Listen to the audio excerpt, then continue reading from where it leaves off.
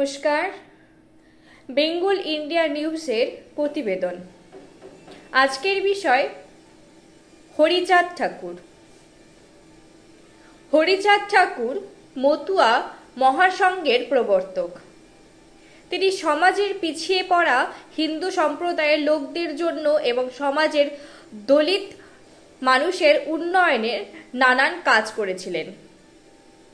এই লক্ষ্যে হরিতনয় শ্রী শ্রী গুরুচাঁদ ঠাকুর 9 অক্টোবর 1932 সালে মতুয়া হিন্দুদের জন্য একমাত্র সংগঠন শ্রী শ্রী হরিচাঁদ গুরুচাঁদ মিশন প্রতিষ্ঠা করেন, যা পরবর্তীতে শ্রী শ্রী হরিচাঁদ গুরুচাঁদ মতুয়া মিশন নামে পরিচিত হয়, যার কেন্দ্রীয় কার্যালয় শ্রীধাম ওরাকান্দি ঠাকুরবাড়িতে অবস্থিত। নমশূদ্র জাতির উৎপত্তি চণ্ডাল জাতি থেকে। চণ্ডাল একটি বংশ। চণ্ডাল বংশ স্থাপন করে নানুক 831 খ্রিস্টাব্দে। চণ্ডাল বংশের শাসনকাল 831 খ্রিস্টাব্দ থেকে 1215 খ্রিস্টাব্দ পর্যন্ত। চণ্ডাল বংশ রাজশক্তি হারাবার পর বিভিন্ন নিম্নমানের কাজকর্মে নিযুক্ত করা হয়। বর্তমানে চণ্ডালরাই নমশূদ্র নামে পরিচিত। নমশূদ্র জাতির পূর্বপুরুষ গণ্ড জাতির আদিবাসী। সনাতন ধর্মমতে প্রতি বছর চৈত্র মাসে মধুকৃষ্ণা ত্রয়োদশী তিথিতে ঠাকুরবাড়িতে মহাবারুণী পুণ্য স্নান ও মতুয়া মহামেলা অনুষ্ঠিত হয়। মতুয়া সম্প্রদায়ের মানুষের কাছে পশ্চিমবঙ্গের বনগাঁ, ঠাকুরনগর, ঠাকুরবাড়ি ও মতুয়া ধাম বর্তমানে একটি গুরুত্বপূর্ণ তীর্থকেন্দ্রে পরিণত হয়েছে।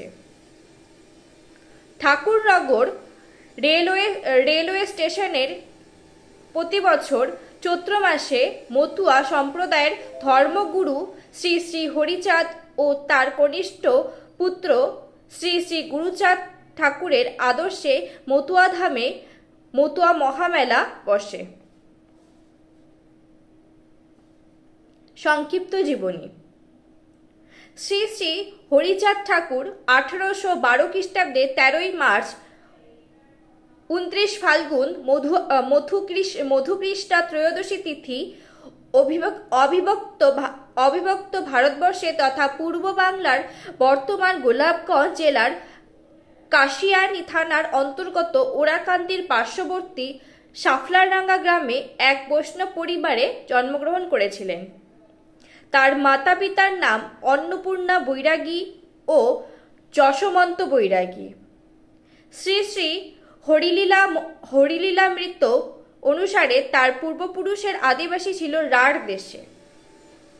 তার প্রাতিষ্ঠানিক শিক্ষা সেভাবে হয়নি, কিন্তু প্রেম ভক্তির কথা সহজ সরলভাবে প্রচার করতেন তিনি। বৈষ্ণব বাড়িতে তার জন্ম হওয়ার কারণে শাস্ত্র আলোচনার মাধ্যমে বিভিন্ন শাস্ত্রের সম্পর্কে জ্ঞান লাভ করেন। তার প্রচলিত সাধন পদ্ধতিকে বলা হতো মতুয়াবাদ। তার দুই ছেলে গুরুচাঁদ ঠাকুর ও উমাচরণ ঠাকুর। শ্রী শ্রী গুরুচাঁদ ঠাকুর তার পিতা শ্রী শ্রী হরিদাস ঠাকুরের মৃত্যুর পর মতুয়া সনাতন ধর্মের উন্নতি সাধন এবং শিক্ষা প্রসারের ব্রতী হয়েছিলেন। শ্রী শ্রী হরিচাঁদ ঠাকুরের জীবনী নিয়ে কবি স্বরাজ তারকচন্দ্র সরকার শ্রী শ্রী হরিলীলামৃত নামক একটি গ্রন্থ রচনা করেন। শ্রী শ্রী হরিচাঁদ ঠাকুর একজন মহাপুরুষ হিসেবে অবতার, যা তার ভক্তরা সকলে বিশ্বাস করেন এবং তাকে বলা হয় পতিত পাবন। তার ভক্তরা তাকে শ্রী চৈতন্যদেব এবং গৌতম বুদ্ধের যৌথ অবতার বলে মনে করত। তার প্রচারিত মতুয়া বা সূক্ষ্ম সনাতন ধর্মের কোনো দেবদেবীর স্থান নেই। ভক্ত ও অনুসারীদের উদ্দেশ্যে তিনি সত্য, প্রেম, পবিত্রতা এবং দ্বাদশ আজ্ঞা দিয়ে গেছেন। তৎকালীন সময়ে শ্রী শ্রী হরিদাস ঠাকুরের আদর্শ মেনে 36টি জাতি একত্রিত হয়েছিল। এই জাতির মধ্যে ক্ষত্রিয়, বৈশ্য, শূদ্র, ব্রাহ্মণ, মুসলিম, খ্রিস্টান প্রত্যেক জাতির দৃষ্টান্তমূলক উপস্থিতি দেখা যায়। বর্তমানে তার অনুসারীরা মতুয়া সম্প্রদায় নামে পরিচিত। রসরাজ তারকচন্দ্র সরকার শ্রী শ্রী হরিলীলামৃত গ্রন্থ রচনার মাধ্যমে সকল মতুয়া সনাতন ধর্মের সমস্ত ধরনের দ্বিধাদ্বন্দ্বের সমাধান প্রকাশ করেন এবং দিক নির্দেশনা স্বয়ংকে বিচার করতে বলেছেন। পরবর্তীতে হরিচাঁদ ঠাকুর ইংরেজি 8ই মার্চ 1878 খ্রিস্টাব্দে মৃত্যুবরণ করেন। ধন্যবাদ।